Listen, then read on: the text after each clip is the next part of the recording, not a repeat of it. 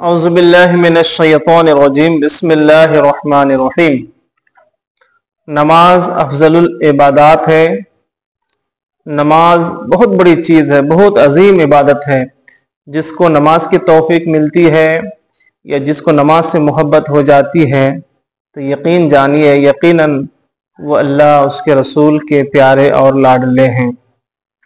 لیکن بہت بڑا المیہ یہ ہے، اس سے پہلے بھی میں کہہ چکا ہوں کہ آج اگر ہم ایک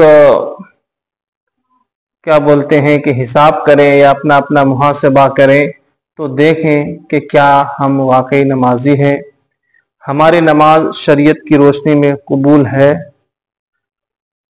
ایسے بے شمار لوگ ہیں، ان گنت لوگ ہیں جن کو نماز کے صحیح طریقے، نماز کے مسائل، نماز کے فضائل یاد نہیں ہیں۔ ہم اگر اپنی مسجدوں کا محاسبہ کریں، اپنے علاقے اور خطے کے لوگوں کو دیکھیں، اس میں سے اگر ہم 10 آدمی کو پکڑیں اور ان سے کہیں کہ آپ نماز کی دعائیں، درود ابراہیم، دعائے معصورہ، دعائے قنوت، ثنا، سورہ وغیرہ سنائیے تو شاید 1-2 لوگ اس سوال کے جواب میں کامیاب ہو سکتے ہیں۔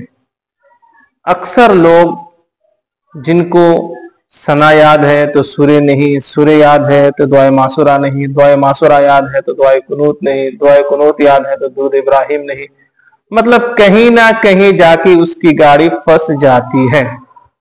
میں یہ کہنا چاہتا ہوں جب ہم سالوں سے، برسوں سے، کئی دشکوں سے نماز پڑھ رہے ہیں تو پھر اپنی نماز کو کامل کرنے کے لیے کوشش کیوں نہیں کرتے؟ اگر ہم عزم کر لیں اور ارادہ کر لیں کہ مجھے نماز کے جو بھی مسائل ہے اور فضائل ہے اور نماز کے احکام ہے، نماز کی دعائیں، سورہ وغیرہ ہے، مجھے یاد کرنی ہے۔ اگر ہم روزانہ اپنے کام کاج سے فارغ ہو کر، اپنی دنیا داری سے فارغ ہو کر یہ عزم کر لیں کہ روزانہ کم از کم 1 لائن ہمیں یاد کرنا ہے، خواہ وہ سورہ ہوں یا اتحیات، درود ابراہیم، دعائے معصورہ وغیرہ ہو۔ اگر ہم عزم کر لیں کہ روزانہ ہمیں 24 گھنٹے میں صرف اور صرف 1 لائن یاد کرنی ہے اور اپنی زندگی کا ایک حصہ بنا لے، ایک معمول بنا لے تو زیادہ دن نہیں، 1 مہینہ گزرے گا بھی نہیں کہ ہمیں نماز کے جو ہے دعائیں، سورہ وغیرہ بخوبی بہترین طریقے سے جو ہے یاد ہو جائیں گی۔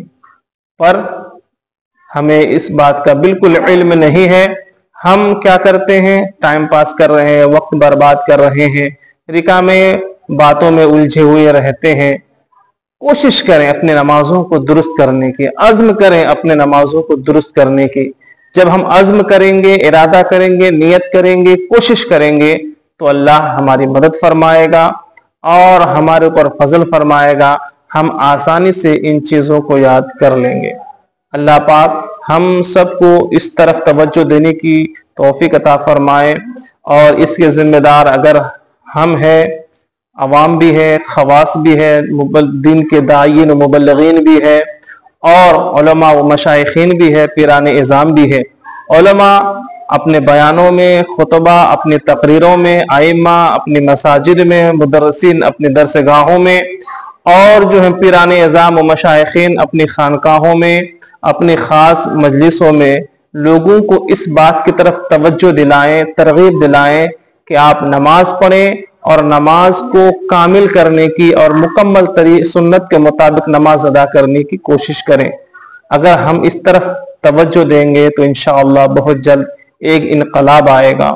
اور اسی کے ساتھ یہ بھی بات میں عرض کرنا چاہتا ہوں کہ آج ہماری عمر ہو گئی ہے اور عمر کا بھی کچھ تقاضا ہے کہ ہم جلدی سے یاد نہیں کر پاتے، لیکن آنے والی نسلوں کو یہ غلطی ہونے نہ دیں۔ ہمارے بچے جب چھوٹے رہتے ہیں، مکتب میں پڑھنے جاتے ہیں، 7، 8، 10 سال کے ہوتے ہیں، اس کے اوپر پریشر بنائیں، پیار سے، محبت سے، شفقت سے، کسی بھی طرح سے ہمیں چاہیے کہ ہم ان کو یہ ساری چیزیں سکھا دیں۔ بچپن میں جو چیزیں یاد ہو جاتی ہے وہ آخر عمر تک یاد رہتی ہے۔ عمر ہونے کے بعد اور بزرگی آنے کے بعد، عمر دراز ہونے کے بعد یاد کرنا ذرا مشکل ہے، पर याद करने वालों के लिए आसान है।